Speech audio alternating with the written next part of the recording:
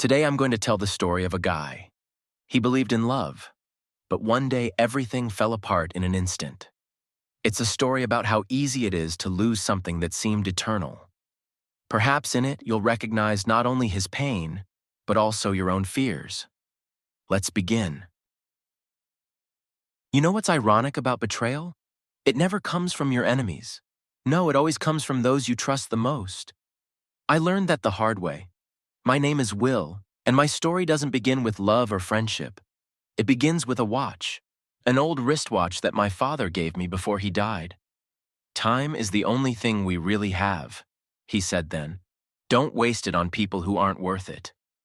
I didn't realize the meaning of those words until it was too late. That watch has been with me everywhere. On my first date with Gabby, when I was so nervous I couldn't stop looking at the dial. At the interview for the IT company where I now work. At Lester's birthday party, when I gave my best friend the exact same watch so we'd have something in common. Gabby often teased me about my attachment to that watch. They're old-fashioned, she'd say. Why don't you get something newer? But to me, those watches were more than just a device for telling time. They were a reminder of what was really important in life. Lester, on the other hand, understood. Maybe that's why we became such close friends. He wore the watch I'd given him to every meeting we had, even when it didn't match his expensive suits at all. I thought I had it all. My favorite girl, my best friend, my dream job. I thought I'd managed my time properly, giving it to people who were worth it. How wrong I was. It all started with little things, subtle changes that I studiously ignored. Gabby started staying late at work more often. Lester started canceling our weekly meetings. And me? I continued to live my life as if nothing was wrong, convincing myself that everything was fine. Spring was surprisingly warm this year. The sun was already blazing in early April, and by May, the city was in bloom. I'd always loved that time of year. It seemed like the beginning of something new and promising. That morning, I woke up earlier than usual. Gabby was still asleep, curled up on her side of the bed. I got up quietly, trying not to wake her, and went into the kitchen. I put on my father's watch. I rarely took it off, even at night. As I made coffee, I thought about the day ahead. I had an important presentation at work, a project I'd been working on for the past few months. A lot depended on its success, a possible promotion, a pay raise. I was nervous, but at the same time, I felt ready. The aroma of coffee gradually filled the apartment. And soon a sleepy Gabby came into the kitchen. She hugged me from behind, nuzzling her nose into my back, and murmured something about the divine smell. I smiled as I turned to her and offered her a cup of coffee. We ate breakfast together, discussing plans for the day. Gabby told me about her new project at work. She was a designer for a large advertising company. Suddenly, she remembered that she might have to stay late today because of an urgent order. I nodded, trying not to show disappointment. Gabby had been working late a lot lately, but I tried to be sympathetic. Her career was important to her, and I wanted to support her. Before leaving, Gabby corrected my tie and wished me good luck with my presentation. Her touch and words of encouragement gave me confidence. I kissed her goodbye and left the apartment feeling ready to conquer the world. The presentation went even better than I expected. My project had been approved by the management, and I had been hinted at a possible promotion in the near future. I was over the moon. The first thing I did was to call Lester. I wanted to share the good news with my best friend. He and I had been friends since childhood, and he was always the first person I told about my successes. Lester was genuinely happy for me. He offered to celebrate my success with dinner at a new restaurant he'd recently heard about. I faltered, remembering Gabby's plans to stay late at work. Lester seemed a little disappointed, but quickly offered to reschedule the celebration for another day. After talking to Lester, I went back to work, still elated with my success. The day flew by, and soon I was on my way home, looking forward to an evening with Gabby. On the way, I decided to surprise her. I stopped by our favorite liquor store and picked out a bottle of her favorite red wine. Then I stopped at a flower shop and bought a bouquet of fresh tulips. Gabby always said they reminded her of spring and new beginnings. At home, I cooked dinner. Nothing special, just pasta with seafood, which Gabby adored. I set the table, lit candles. I wanted to create a romantic atmosphere to celebrate my success and just spend time together. We'd had so few moments like that lately. Time passed, and Gabby never came back. I tried not to worry. She'd warned me she might be late. But when the clock struck almost 10 p.m., I couldn't bear to call her. Gabby's phone was off. A strange sense of unease swept over me. This wasn't like her. Even if she was running very late, she always left her phone on. I called her office, but there was no answer. No wonder at this late hour. Not knowing what to do, I dialed Lester's number. He answered after a few beeps, his voice sounding a little strained. I explained the situation, asking if he'd heard from Gabby. Lester was quiet for a few seconds before answering. He suggested that Gabby might have been lingering with her coworkers after work. There was something odd in his voice, but I couldn't figure out what it was. He quickly curtailed the conversation by saying he had to go. I sat in the silence of our apartment, looking at the cooling dinner and the unfinished glass of wine. Something was wrong. I could feel it with my whole being. Around midnight, I heard the sound of a key in the lock. Gabby quietly entered the apartment, trying not to make any noise. When she saw me in the kitchen, she stopped in surprise. Gabby looked tired, but at the same time, lively. Something sparkled in her eyes that I hadn't seen in a long time. She began to explain her lateness, dead phone battery, an urgent project, a spontaneous outing with coworkers to a bar after work. Her words sounded logical, but something was still bugging me. Maybe the slight scent of men's cologne I caught as she walked past me, or the way she avoided direct stares, or the way she overly explained every detail of the evening as if she had prepared a story in advance. I told her about my successful presentation. Gabby was pleased, but her reaction seemed a little playful to me. She apologized for missing our celebratory dinner and suggested we celebrate my success over the weekend. We went to bed well past midnight. Gabby fell asleep almost immediately, and I lay awake, staring at the ceiling. My mind was spinning with thoughts I didn't want to allow, doubts I didn't want to let go of. In the morning, I woke up determined to put all the nonsense out of my head. Gabby was there for me, warm and dear. She loves me. I love her. We're good. Maybe I'm just overreacting to her work delays. I need to be more understanding. The next few weeks went relatively smoothly. I was head over heels at work, preparing for the new responsibilities that were to come with the promotion. Gabby was busy too. Her project was more extensive than originally anticipated. We saw each other less often than usual. Gabby was often late at work, sometimes even staying overnight in the office when an urgent order needed to be delivered. I tried to be an understanding, supportive partner, but with each passing day, the anxiety grew. One evening, I decided to stop by Gabby's workplace and surprise her. I bought her favorite sushi, brought a thermos with hot tea. I knew that she often forgets to eat when she is immersed in work. As I pulled up to Gabby's office, I saw that most of the windows were already dark. Strange, since she'd said the whole team was working late. I went up to the floor of her department. The office was empty and dark. My heart beat faster.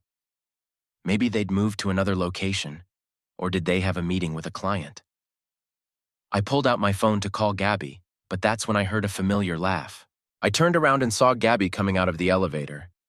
She wasn't alone. She was with a man I didn't know. They were having a lively conversation about something, and Gabby was laughing in a way she hadn't laughed with me in a long time. They didn't notice me standing in the shadows. I saw the man put his hand on Gabby's shoulder, and she leaned toward him, whispering something in his ear. There was something so intimate in their gestures, in their looks, it took my breath away. I didn't know what to do. Call out to them? Hide? Walk away? At that moment, my cell phone rang. The loud ringtone cut through the silence of the hallway. Gabby and her companion turned around sharply. Our eyes met, and I saw in her gaze a mixture of surprise, fear, and guilt. "Will?" Gabby took a step in my direction. "What are you doing here?" I looked back and forth at her and the man beside her, not knowing what to say. My head was foggy and my chest felt heavy. "Yeah, I wanted to surprise you," I finally squeezed out, picking up the sushi bag. "Thought you were working late." Gabby began to explain something about the sudden meeting with the client, about how they'd decided to discuss the project over dinner. Her words sounded logical, but something in her eyes, in her voice, made me doubt it. The man standing next to her introduced himself as Mark, the art director from the partner company. He shook my hand, smiling a little too friendly. I didn't know whether to believe their explanation. Part of me wanted to believe it, wanted it all to turn out to be an innocent misunderstanding. But the other part was screaming that something was wrong, that I was missing something. We awkwardly said goodbye. Gabby said she'd be home soon. I nodded and walked to the elevator, feeling their stares on me. On the way home, I couldn't get rid of the image of Gabby and Mark standing so close together, laughing about something I knew nothing about. I tried to convince myself that none of this meant anything, that I was just being paranoid, that Gabby loved me and would never betray me, but the doubts had already taken root. And I was afraid that soon they would sprout and destroy everything we had. At home, I sat in the dark, waiting for Gabby to return. The clock on the wall ticked away, counting down the minutes for what seemed like an eternity. I stared at my father's watch on my wrist. When Gabby finally returned, it was late. She looked guilty and began to explain the situation with Mark again. I listened, nodding, but something inside me snapped. The trust I'd always thought was the foundation of our relationship had cracked. I couldn't sleep for a long time that night. I lay staring at the ceiling and thought about how quickly life could change. Not so long ago, I was confident in my future, in my relationship. And now? Now I wasn't sure of anything. The next few days passed in a strange fog. I tried to behave as usual, but I kept catching myself analyzing Gabby's every word, every gesture. She seemed to sense the tension between us two, but we both avoided serious conversation. On Friday, Lester called and suggested we meet at a bar after work. I agreed, feeling like I needed to talk it out, to share my doubts with someone. We sat at a corner table, sipping beers. I told Lester about my suspicions, about the situation in Gabby's office, about the growing sense of alienation between us. Lester listened attentively, but something about his demeanor seemed odd. He avoided direct stares, checking his phone frequently. "Maybe you're exaggerating?" he said finally. "Gabby loves you. I'm sure there's a logical explanation for everything." His words should have reassured me, but somehow had the opposite effect. Why was Lester so sure? How would he know? We sat in the bar until late at night. Lester talked a lot about work, about his plans, but I felt he was avoiding the subject of my relationship with Gabby. As we were saying goodbye, he patted me on the shoulder and said, "Things will work out, buddy. Just give it time." When I returned home, I found that Gabby hadn't arrived yet. The clock showed almost midnight. I texted her, asking where she was. The reply came a few minutes later. "Sorry, honey. Got held up at work. I'll be there soon." I sat in the kitchen looking at those words on my phone screen. How many times had I heard that phrase in the past weeks? How many times had I told myself that everything was fine, that I was just being paranoid? Suddenly, I felt like I couldn't live like this anymore. I needed answers. I needed the truth, whatever it was. When Gabby got home, I was waiting for her in the living room. She looked tired, but there was something else in her eyes. Guilt? Fear? "We need to talk," I said, and I could tell by the look on her face that she knew this conversation was inevitable. We sat down on the couch, and there was silence for a few long seconds. Then I began to talk, about my suspicions, about the growing distance between us, about Mark, about the constant delays at work. Gabby listened in silence, her eyes filling with tears. When I finished, she took a deep breath. "Will," she began in a shaky voice, I don't know what to say. You're right. Something has changed. But it's not what you think." She fell silent, as if choosing her words. I waited, feeling my heart pounding somewhere in my throat. "I cheated on you," she finally said. I think I fell in love with someone else." Her words hit me like a physical blow. I felt the ground go from under my feet. "Who?" I asked, even though I already knew the answer. Gabby covered her face with her hands. "Lester," she whispered. At that moment, the world around me collapsed. My best friend and my girlfriend, the two people closest to me.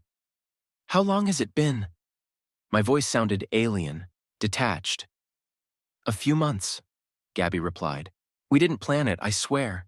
It just happened. I listened to her explanations, excuses, apologies, but the words passed me by. There was only one thought swirling around in my head. How could I have been so blind? When Gabby finished speaking, there was a heavy silence in the room. I looked at my hands, at the father's watch on my wrist. Time is the only thing we really have, I remembered his words. Don't waste it on people who aren't worth it. I stood up. I need to think, I said. I'm leaving. Gabby tried to stop me, but I was already heading for the door. As I stepped outside, I took a deep breath of the cool night air. I didn't know where I was going or what I was going to do next. All I knew was that my life would never be the same again, and I would have to decide how to live in this new, changed world where the two people closest to me had betrayed me. Rage throbbed in my temples, drowning out all other feelings. I sat in the car parked outside Lester's house, gripping the steering wheel so hard my knuckles turned white. The whiskey bottle on the passenger seat was half empty. I knew I shouldn't have gotten behind the wheel in this condition, but I didn't care. I didn't care about anything. How could they? Gabby was the woman I loved more than life, the woman I planned a future with. And Lester, my best friend since childhood, the man I trusted like a brother, they betrayed me, together. Every time I closed my eyes, I saw them together, laughing, kissing, making love. These images tore my heart apart, making me relive the pain of betrayal over and over again. I remembered how I'd met Gabby. It was 3 years ago, at a party at a mutual friend's house.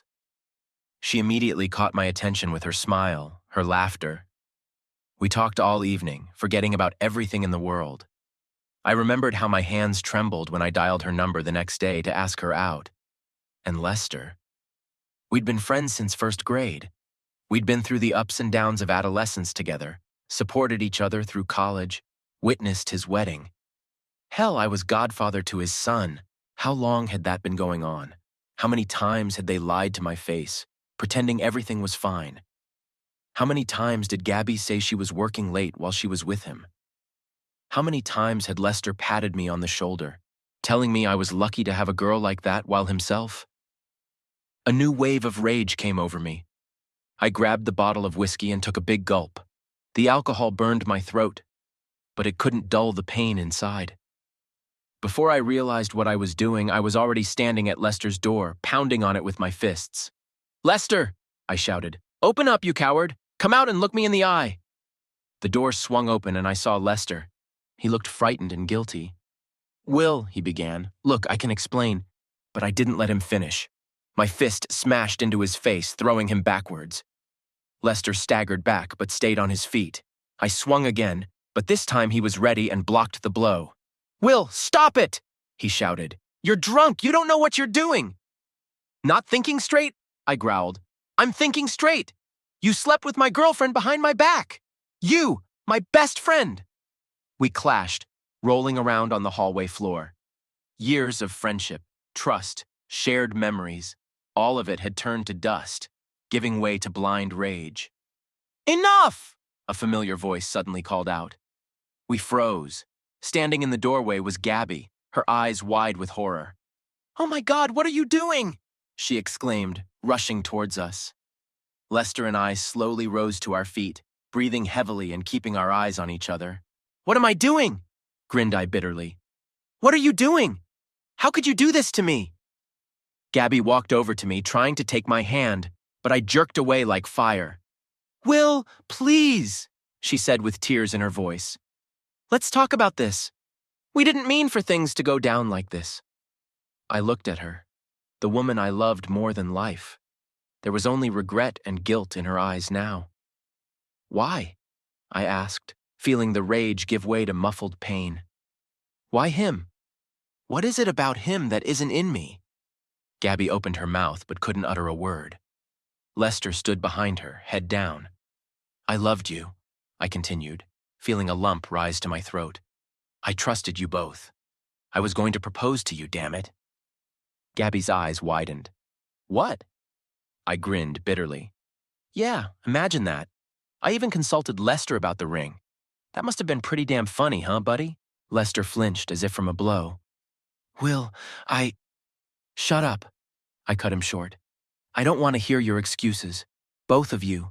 You ruined everything. You've trampled my trust, my love, my friendship. How am I supposed to move on with my life now? How will I ever be able to trust anyone again? I felt tears running down my cheeks. Hell, I didn't want to cry in front of them. I didn't want to show them how much they'd broken me. Will? Gabby took a step toward me. We never meant to hurt you. It just happened. Happened? I laughed, but there was no mirth in my laughter. What, you accidentally fell into each other's bed? Several times? And it went on for how long? They were silent, and their silence was more eloquent than any words. Jesus, I exhaled. You can't even tell me the truth right now. I looked at Lester. You were my best friend. I trusted you with everything. I was there for you when your mother died. I helped you get back on your feet after your divorce. And this is how you repay me for all of that? Lester raised his eyes to me, full of guilt and regret. I know I betrayed you, Will. I realize there are no excuses for what we did. But you should know that we never meant to hurt you. We tried to fight that feeling, really. Oh, how noble of you, I replied sarcastically. You tried to fight the urge to sleep behind my back. Am I supposed to be grateful?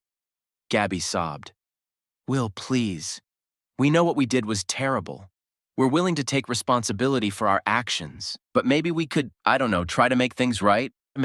I looked at her in disbelief. Fix it? You seriously think this can be fixed? You ruined everything we had. You betrayed my trust, trampled on my feelings. How can this be fixed? I took a step back, feeling suddenly tired. All the rage, all the pain that had been driving me for the past few hours seemed to have vanished, leaving behind only emptiness. You know what? I said quietly. You deserve each other. Two liars, two traitors. Enjoy your happiness built on my misery. I turned to leave, but stopped in the doorway. And you know what the lousy part is? I still love you both, and that makes it hurt even more. With those words, I walked out, leaving them standing in the silence of the hallway. I got in my car and started the engine, ignoring the fact that I was still drunk. I didn't really care. I drove through the city at night, unable to see the road. Images of the past flashed before my eyes, mingling with reality. Here was Lester and me at the prom, drunk and happy, swearing our eternal friendship to each other. Here's my first kiss with Gabby, tender and exciting. Here's the three of us at the picnic, laughing at some stupid joke. It all seemed fake now, a deception. Had our friendship with Lester ever been real? Had Gabby ever loved me even a little? I pulled the car over to the curb and got out, unable to hold back any longer. I threw up. The alcohol, the pain, the despair, it all poured out in spasms of vomit. When the seizure passed, I sat on the ground with my back against the car. I pulled out my phone and saw dozens of missed calls and messages from Gabby and Lester. They begged me to answer, saying they were worried. I grinned bitterly. Worried now?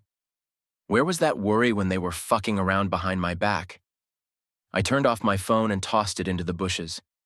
I don't need their false words, their fake concern. Sitting there under the starry sky, I felt more alone than I ever had in my life. Everything I believed in, everything I thought was important, turned out to be a lie. How do I move on? How do I learn to trust people again? I didn't know the answers to these questions. All I knew was that I couldn't stay in this town with them anymore. I had to leave, to start over. Rising to my feet, I got behind the wheel. I knew I shouldn't be driving in this condition, but I didn't care. I just wanted to get as far away from here as possible. By the time the sun started to rise above the horizon, I was well outside of town. Where was I going? I didn't know. All I knew was that I couldn't go back. And for now, there was only the road ahead and the pain inside. And I didn't know which one would end first. The days blended into one endless gray streak. I drove, stopping only to get gas or to sleep in the car on the side of the road. Cities and landscapes flashed outside the window, but I hardly noticed them. The same thoughts kept running through my head, replaying the events of that night over and over again. A week later, I found myself in a small coastal town.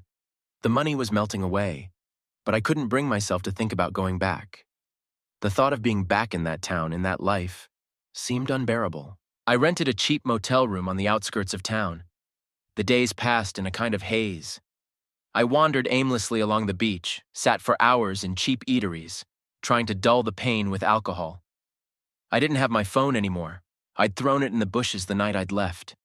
Part of me was glad for that. No calls, no texts, no reminders of my past life. Every time I saw a happy couple on the street, or heard someone's laughter, or was just alone with my thoughts, the memories came flooding back. I remembered how Gabby laughed at my jokes, how her eyes lit up when she talked about her projects. I remembered how Lester and I could talk for hours about anything in the world, how he was always there for me in times of need. And then I remembered that night, their confession, and the pain became so sharp I wanted to scream. One evening, wandering along the beach, I came upon a small group of people. They were sitting in a circle, passing each other a bottle. One of them, noticing me, waved invitingly. I hesitated for only a second before joining them. They appeared to be locals, fishermen, construction workers, bartenders, people who didn't know life from glossy magazines. They didn't ask any questions, just handed me the bottle and continued their conversation. I sat in silence, listening to their stories of storms, failed marriages, lost opportunities. The same pain in their voices echoed in my soul. From that evening on, it became my ritual. Every day after sunset, I would go to the beach and join this motley group of people. We drank cheap alcohol, smoked cigarettes one after another, talked about life or remained silent, looking at the dark waves. One day, when the bottle was empty earlier than usual, someone pulled out a bag of white powder. I knew I had to refuse, knew it was a path to nowhere. But in that moment, I didn't care. I wanted to forget. I wanted to stop feeling this constant pain inside. The first track struck like lightning. The world around me became brighter, sharper. The pain receded, giving way to euphoria. I laughed, talked nonstop, felt invincible. For a few hours, I forgot about Gabby, about Lester, about everything. But as the effects began to wear off, reality hit me with a new force. The pain returned, even more acute than before. I felt devastated, dirty, insignificant. I swore to myself that this was the first and last time. But a week later, when someone got the bag again, I couldn't refuse. And then again, and again. The days merged into one endless cycle, waking up with a hangover, wandering aimlessly around the city, spending the evening on the beach with alcohol and drugs, trying to forget myself. I knew I was destroying myself, but I didn't care. The money was melting away at an alarming rate. I started selling things. First my watch, then the camera that had once been my pride. When even that became insufficient, I started borrowing from my new friends. They gave, knowing that I would always pay them back. But I could see in their eyes that they already thought I was a finished man. One morning, I woke up in my room and couldn't get up. My whole body ached, my head was pounding, and nausea was coming up my throat. I lay there, staring at the ceiling, and for the first time in a long time, I let myself think about the future, or rather, the lack thereof. What am I doing with my life? Where am I going? These questions echoed in my head, but there were no answers. I didn't go to the beach that day, and I didn't go to the beach the next day either. I lay in my room, falling into a restless sleep and waking up with nightmares. I dreamt of Gabby and Lester, happy, laughing. I dreamed of my parents looking at me with disappointment. I dreamed of my past life, so distant and unattainable. On the third day, I found the strength to leave the room. I wandered around the city like a ghost, not recognizing the places that had become familiar to me over the past months. Everything seemed alien, hostile. My feet led me to the beach. The sun was already setting, coloring the sky and the sea blood red. I stood at the edge of the water, feeling the waves licking my feet. Suddenly I was overcome with the urge to enter the water, to just walk forward until the water lapped over my head, end it all once and for all. I took a step forward, then another. The water was up to my knees. Another step, up to my waist. I felt the current pulling me, as if inviting me. That's when I heard a scream. Someone was calling my name. I turned around and saw a figure on the shore. Through the twilight, I couldn't make out a face, but the silhouette seemed familiar. It was a moment of hesitation. Step forward or back? Leave for good or return? I stood in the water, feeling the waves crashing against my body, and I couldn't make a choice. My whole life, all the decisions that had brought me here flashed before my eyes. The figure on the shore screamed again. I recognized the voice now. It was Gabby. The shock of that realization made me take a step back, then another. I slowly waded toward the shore, feeling the water reluctantly let me go. As I stepped out onto the sand, I saw that it was indeed Gabby. She stood with her hands clasped to her chest, her eyes full of tears. "Will," she whispered. "Oh my God, Will." I stared at her, not understanding what was happening. How had she found me? Why was she here? Gabby took a step toward me, but I recoiled. She stopped, looking at me with pain and fear. "Will," she said quietly, "please listen to me. I've been looking for you everywhere." "Yeah." "Why?" I interrupted her. My voice sounded hoarse, foreign. "Why did you look for me? You chose him. You both made your choice." Gabby shook her head. "No, Will. It was a mistake. A huge, terrible mistake. Lester and I. It ended almost immediately after you left. I realized I'd lost the most important thing in my life. You." I laughed, but there was no mirth in my laughter. "And you think you can just come here and fix everything? After everything you've done?" "No," Gabby replied quietly. "I know I can't fix anything, but I want to try. I want to apologize. I want to—" "What do you want, Gabby?" I shouted. "Do you want me to forgive you? For us to start over? Don't you understand? There is no over again. It's over." I turned and walked away without looking back. I could hear Gabby yelling after me, but I didn't stop. Back in my room, I collapsed on my bed, my whole body shaking.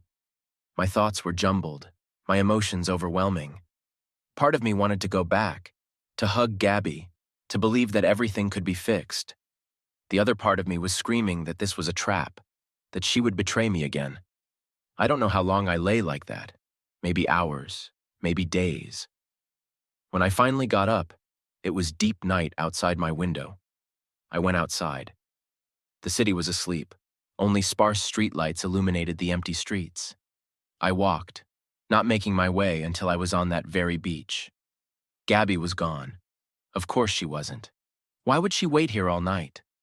I sat on the sand staring out at the dark sea. The waves lapped against the shore like the breath of some huge creature. In my pocket, I fumbled for a bag of powder, the last dose. I took it out, scrutinizing it in the dim light of the distant lantern. Here it was. The choice. The last choice. I could throw the bag away, go back to town, find Gabby, try to start over. Forgive her, forgive Lester, forgive myself. Or I could make a path right here on the beach. Walk away one last time. Forget myself forever.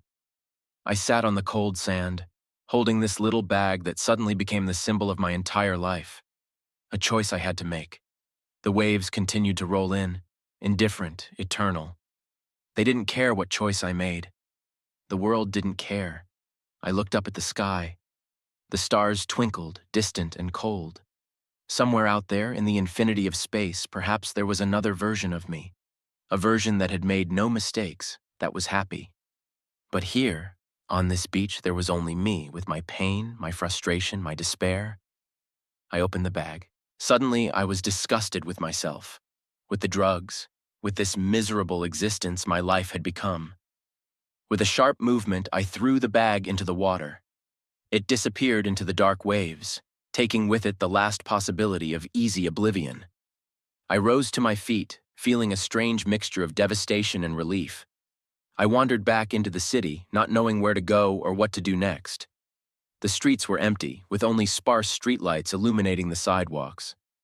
I walked on, not seeing the road until I was in front of the bar.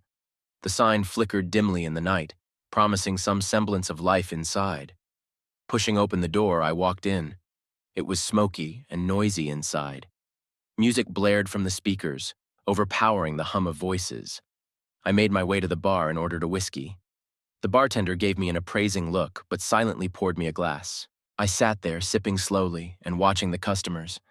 Ordinary people. Some were laughing, some were arguing, some were silently drinking in the corner. Life went on as it was, not caring about my problems. "Lousy night?" came a female voice from beside me. I turned around and saw her. Dark hair, brown eyes, a slight smile on her lips. For a moment I thought it was Gabby, but the obsession quickly dissipated. This woman was older, with sharper facial features and a tired look. "Lousy life," I replied, surprised at my own candor. She grinned and raised her glass. "To a lousy life." We clinked glasses and drank. Thus began our acquaintance with Emily, or Em, as she preferred to be called. We got to talking. Em was local. She worked as a nurse at the city hospital. She didn't ask about my past, and I was grateful for that. We talked about nothing. The weather, the local news, the music playing in the bar. I don't know how long we sat like that. The alcohol dulled the pain, and Em's company was unexpectedly pleasant. For the first time in a long time, I felt something resembling interest in another person. As the bar began to close, Em suggested we continue the evening at her place. I agreed without thinking about the consequences.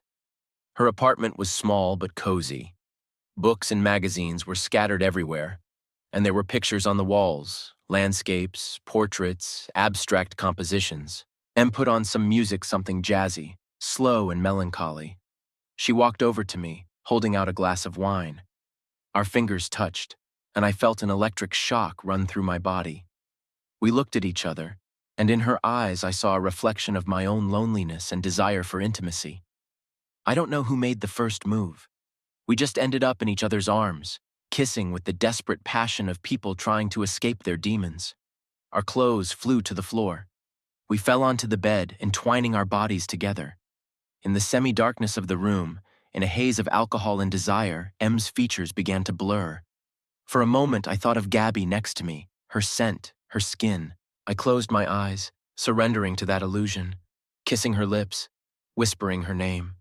Images flashed through my mind. Our first meeting, our first kiss, our first night together. All those moments of happiness that now seemed like a distant dream. For a few blissful seconds I forgot about everything, the betrayal, the pain, the emptiness inside.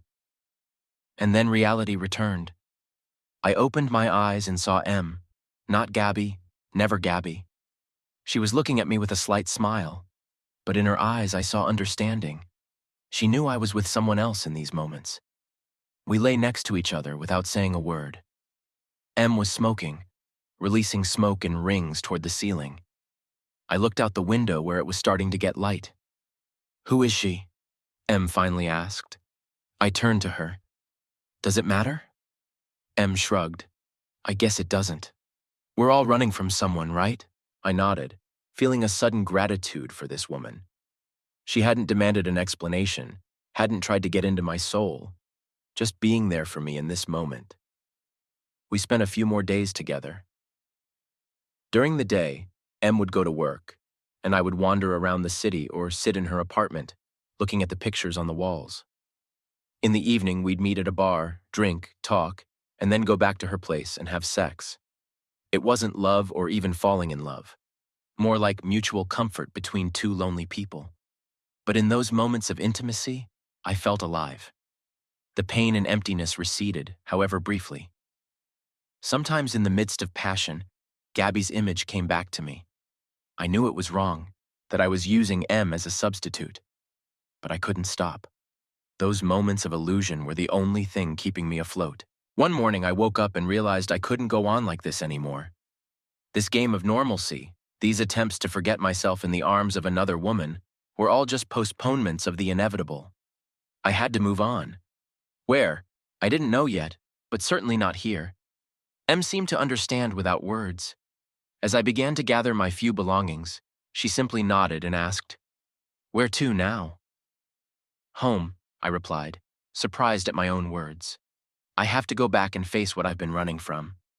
She walked over to me and kissed my cheek lightly. "Good luck, Will. I hope you find what you're looking for." I walked out of her apartment feeling a strange mixture of relief and fear. Em had given me a respite, a moment of oblivion, but now it was time to face reality. At the bus station, I bought a ticket for the nearest bus to my hometown. The trip took almost 24 hours. The whole time I stared out the window at the passing scenery, trying to collect my thoughts. What would I tell Gabby? To Lester? How would I explain my disappearance? It was already dark when the bus pulled into town. I got off at the center stop, feeling my heart pounding. Everything around me seemed so familiar and yet so foreign at the same time. I decided to go to Gabby's first. My feet carried me along the familiar streets. There was her house. I stopped in front of it, staring at the lighted windows. My throat was dry, my hands were shaking. I didn't know what I would say to her if she opened the door. I didn't know if I was ready to hear the truth about her and Lester. Gathering my courage, I crossed the street and walked up to the porch. My finger hovered over the bell button. A second, 2, 3. I pressed it. It seemed like an eternity before the door opened. Gabby's mother stood on the doorstep. Her eyes widened with surprise when she saw me. "Will?" she exhaled. "Oh my God, Will!" Something in her voice and the expression on her face made me wary. It wasn't just surprise. There was something else there. Pain? Sympathy? "Hello, Mrs. Johnson?" I said, trying to remain calm. I'm back. Is Gabby home?" Gabby's mother's face changed. Tears appeared in her eyes. "Oh, Will," she whispered. "You don't know. Gabby, she—" The world around me began to spin. I grabbed the door jamb to keep from falling. "What's wrong with Gabby?" I asked, barely recognizing my voice. Mrs. Johnson took my hand and gently pulled me inside. "Come on, you need to sit down." I mechanically followed her into the living room, the same one where Gabby and I had spent so many evenings. Everything looked the same as I remembered, but something had subtly changed. It was as if life had left the house. We sat down on the couch. Mrs. Johnson took my hands in hers and looked into my eyes. "Will, honey," she began softly. "Gabby, she's no longer with us. She died in a car accident." I heard a strange sound, like someone gasping for breath, and didn't immediately realize it was myself. The room swam before my eyes, and I felt tears streaming down my cheeks. "No," I whispered. "No, that's impossible. I saw her, on the beach. She was there. Mrs. Johnson shook her head. "Will, you disappeared. Gabby was looking for you. We were all looking for you. She was desperate, and then, that accident?" I couldn't believe what I was hearing. Gabby's dead? But how? Why? And what was this memory of meeting on the beach? Was it really just my imagination playing tricks on me?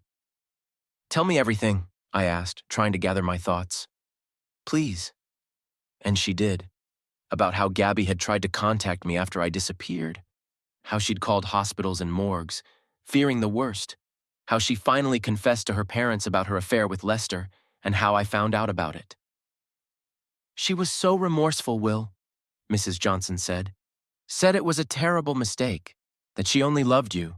She broke off all relations with Lester and devoted all her time to finding you." I listened, feeling each word stabbing a sharp knife into my heart. Gabby was looking for me. She was remorseful. She loved me. And I ran away like a coward. "How did it happen?" I asked. Not sure I wanted to know the answer.